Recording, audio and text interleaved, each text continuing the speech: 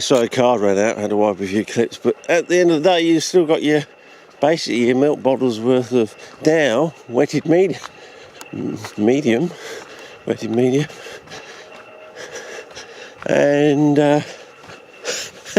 if you want to make up like a bucket load, you've got to go back like for 4 bags of this stuff, and it's not cheap. It's pretty pricey, because the price thing, oh, you know, we're having a little bit more. People will think that they get a lot for their small bag. It's a small bag. It, you know, grows twice or 4 times the size. So when they look at the price to what they think they're going to get in volume, they think, oh, it's not too bad. You know, it's reasonably economical. You know, sort of thing. Go home and find out the 2.4 or 2.5 litres is the actual bag. Basically makes up a milk bottle's worth of wet medium. You can watch these little pellets. They don't swell up. They just sort of fall apart. So it's not... So they've sort of encouraged in the mind of the public this idea that you get a lot more in volume for your pelletised material. And now they're putting out stuff that doesn't change its volume hardly at all. And there's all sorts of these sort of, well, I think, furphies and cons going on out there. And, yeah. Well, look at the colour on that now. Yeah, so that's just getting that look to there, you know, it's getting that nice, sort of lovely wet sort of look and appeal and feel to it. I think I'm already exhausting myself. I should have just said no to this. But I thought I'd better go up there to see if there is anything on the side. And I also wanted, if I could, take a few more vista points for, you know, to get an idea of where we should go in for other trips, to get in some of those other locations we saw up there. Hopefully it won't be too much more of a climb once we get onto this track. If I remember rightly, it gets pretty level once we get up and around the corner. But, yeah. Anyway.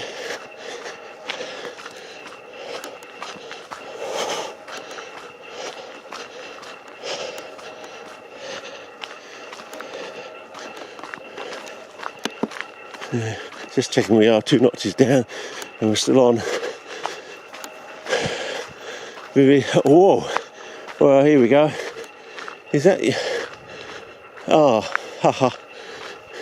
Missed it by about... Oh, well, here you go, fellas. We've got some nice, impressive barkage on that thing. I look like I missed the chameleon flower. Yeah. Oh, well, might make a screenshot. There's that other path down there, so you can go back looking at the old clips, but I can't remember if any of them in. Yeah, blossoms in, flowers in the dust, blossoms in the dirt, or was it flowers in the dirt, blossoms in the dust? I don't know. But, oh yeah, get a screenshot for Yolanda over in America. But, I get the impression this was someone's backyard, you know, some early settlers' backyard, last century, or maybe even to the latter part of the one before. But I'm not going to go down there, fellas. It's too much effort for not enough gain compared to what I think I might get. What we've seen with the Into-The-FIRTH so far, I'm hoping it will be even better down into the Firth. I was looking at that soil and I was looking at all that moss that was all black, and that's going to come back green, I'm sure. And I also took a look at some of the paths around there, so I thought, well, yeah, we could go further.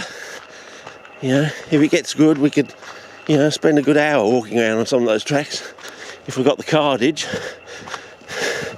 And let's find out who put this bench in. It might actually tell us. Okay, there we go. In dedicated memory of Monica Scott Creek Conservation Park. Okay. Oh.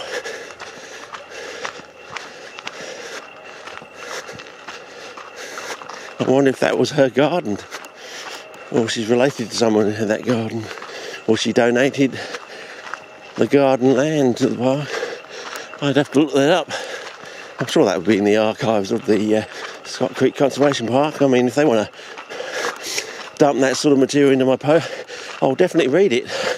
I'm that sort of person. You dump something like that, I'll slowly go through it in the toilet, you know, half a page to a page at a time, and eventually all that information will be locked into my brain, a bit like the old black and white CPNs, and we need up to 6 minutes, so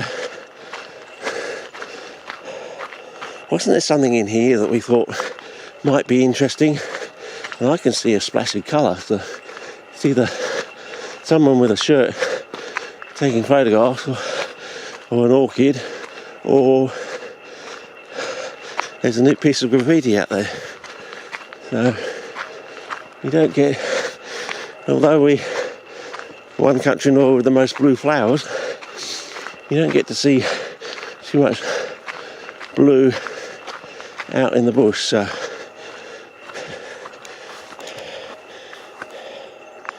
okay.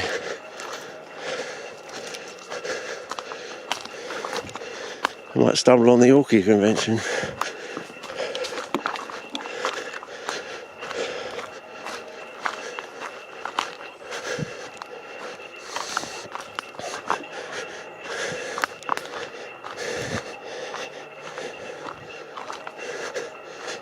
Well, maybe it was just this thing filled up with water, reflecting the skylight back as blue.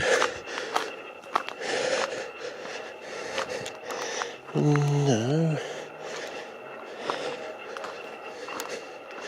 I reckon there's someone else out here. No, not enough blue being reflected from that. It wasn't there. I definitely saw something or someone with this sort of blue. So yeah, it was quite slippery. So whoever's down there's not going to be running around too quickly trying to get away.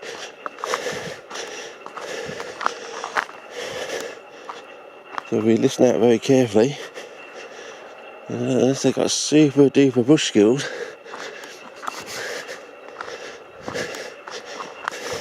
I can always go back and check the. Yeah, it looks a bit ruffled over there.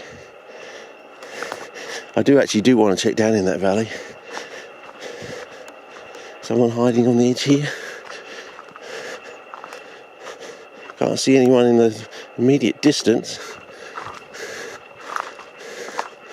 Well, we do have some of these wattles and flowers. Getting a bit past it, so strange. I usually do these things in. I know that's the Coonamunra wattles, spelled Cootamundra, but everyone calls them Coonamunra. Just a local quirk, I suppose, of the country. You know, different towns have spelt one way but pronounced totally a different one and have been for the last more than 100 years, I think. You have Aboriginal words with completely redundant, not suffixes. What's the word when you have a consonant at the beginning of a word that's totally pronounced in a totally different way? Anyway, about 8 minutes here, so it's probably time to start a new clip on a new setting. Okay, about artistic nightscape.